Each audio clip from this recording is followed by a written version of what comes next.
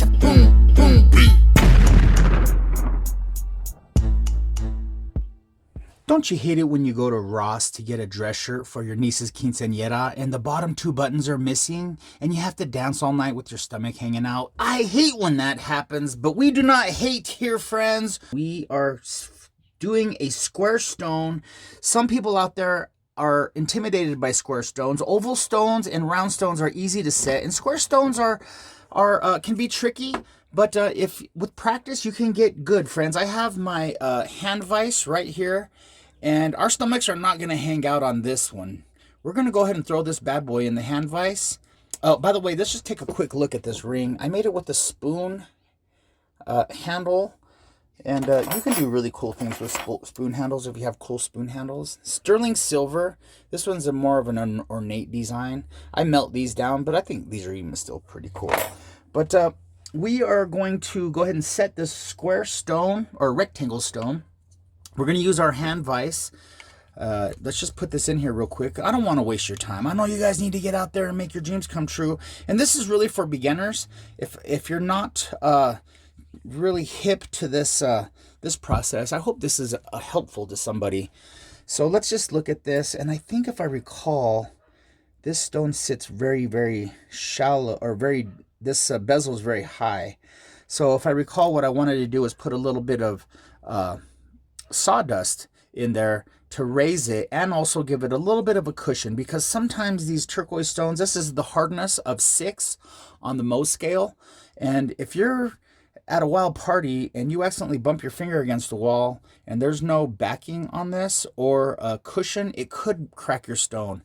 And if you're wild enough, you're going to crack it no matter what. But let's just for the client, let's put ourselves in the best position possible. And if you guys have ever seen me do this before, I basically just get a piece of board and I use my saw blade to get the finest dust I can get. And I just go like this. Let's put this like this.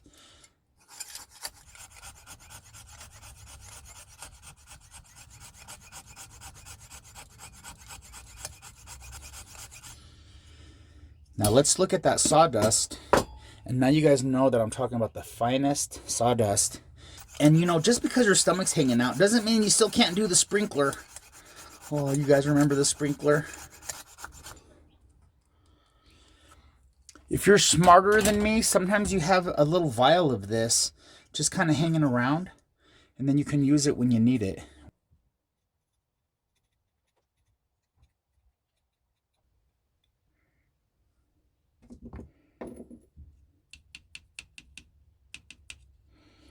And then I use a tool just to kind of spread it and get an even bed.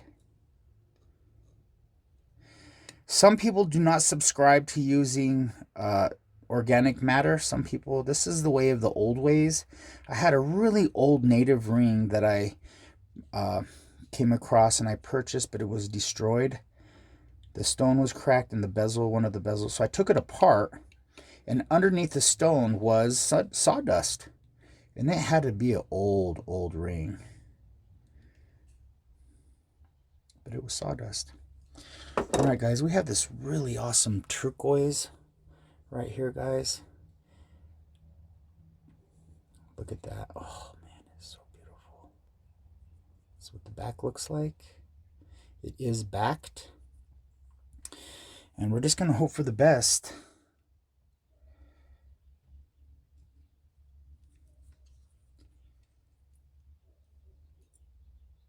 Okay, let's look at that. Now let's look at the profile. You guys see that? I don't know if there's a way to know how much sawdust to put in there, but I just kind of trust myself. And you can see I did that just now, and it worked out. That's a nice profile on the ring. It's not sitting too high. The way that it's cut, it's kind of a rectangle, kind of a princess style cut, I guess you might call it. I don't know.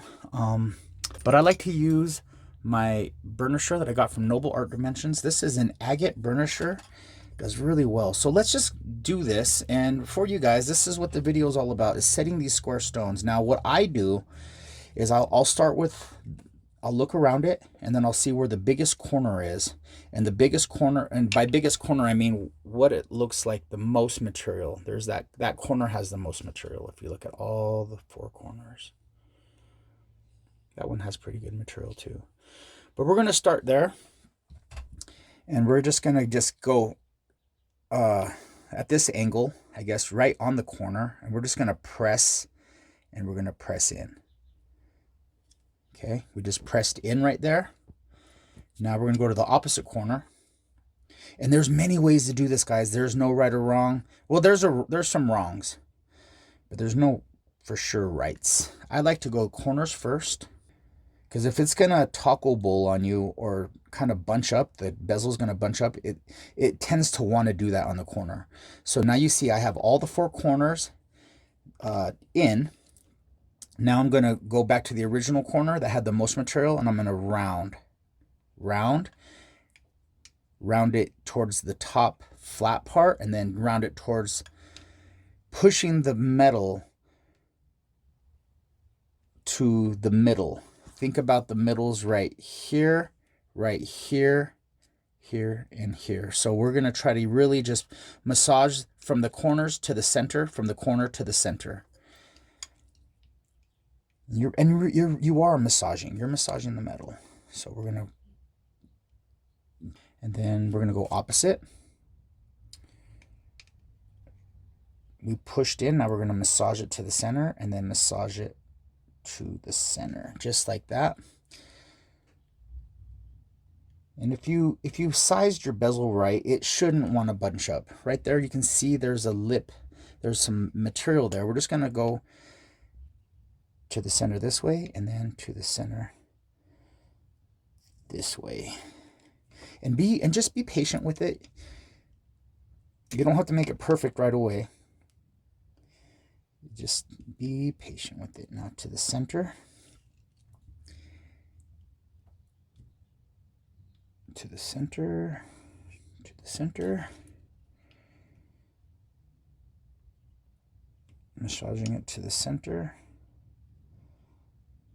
Where your seam is, you're going to find it's going to be a little bit, because the solder's in there, and you're going to find that it's going to be a little tricky. That's why when I make my bezels, friends, I always put my solder on the outside. That way I can clean it, because if it's on the inside and gets clumped up on the inside, you're not going to get this to sit really flat because the solder's clumped up on the inside. So that's a tip that I talk about in some of my other bezel making videos. Now we have it, so we're just going to go ahead and just go for it. We're going to go bam, the top,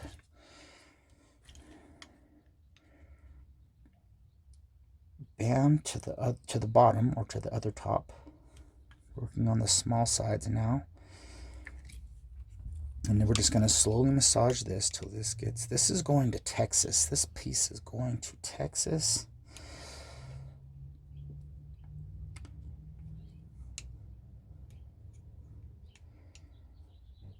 Just pressing.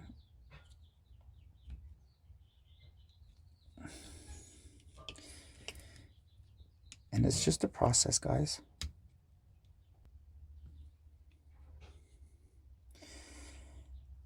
You want that bezel to hug right up against the stone. If you can see that hug right up against the stone, let's see if we can get a focus. And everybody's going to be a little bit different, guys. This hand vise is very helpful, because this can make your fingers tired. And even though I have big gorilla fingers, and my fingers are pretty strong,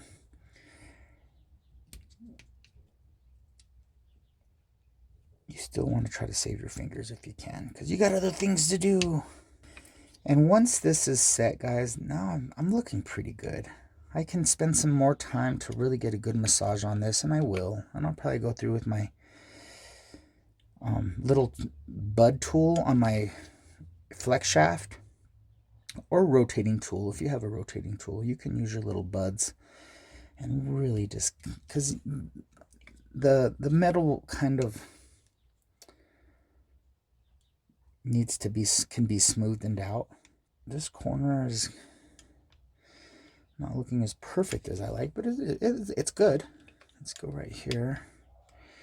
Massaging towards the middle. This side I haven't done yet.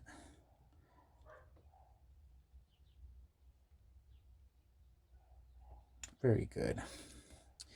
So that's pretty much it, guys. And at the end, I'll kind of just rub, and they call it burnishing, I think. Just to, because your press is going to make like an indentation. And you can get rid of that by massaging the metal out. Find a comfortable little rocking point and just massage it. Always trying to bring good content. I'm trying to bring some shorter videos. I do a lot of epic adventures, and they're so fun, but they're long. They're long form, which is good if you're really trying to get into the nitty-gritty of the process. But sometimes I like to help new jewelry designers learn fast. I want them to get good fast. Because I have this weird thing in my mind that, like, in some way I'm part of their success, even though it's just like vicariously and like kind of weird, I guess. It's long distance mentoring. I love it. All right, guys. Real quick, I'm going to show you the buds that I use, because I'm not going to show that part because I want this video to be short. But this is the kind of bud that I'll use, and I'll just put on my flex shaft and I'll just go.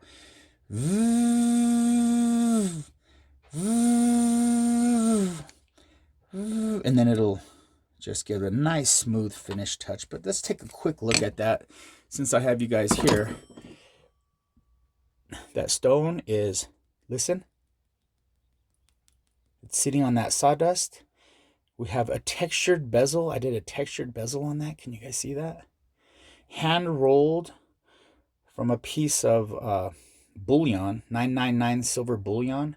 I just clipped a little corner of it, rolled it in my rolling mill, and made my own bezel wire. So that's pretty cool. You can do as thick as you want or as thin as you want.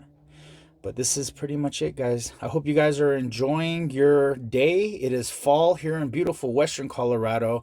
Shout out to my mentor, Melanie Klein, founder of Uray Silversmith and Master Silversmith herself. Shout out to all the online creators out there that are making life easy for the young or new silver workers and jewelry designers out there. I'm going to go ahead and make my dreams come true for the rest of the day. I hope you guys are taking care of yourself. Hug your loved ones. Drink plenty of water. Stretch. Get some exercise. Breathe deep. Enjoy the rest of your day, guys. My name is Benny. I'm out. Peace.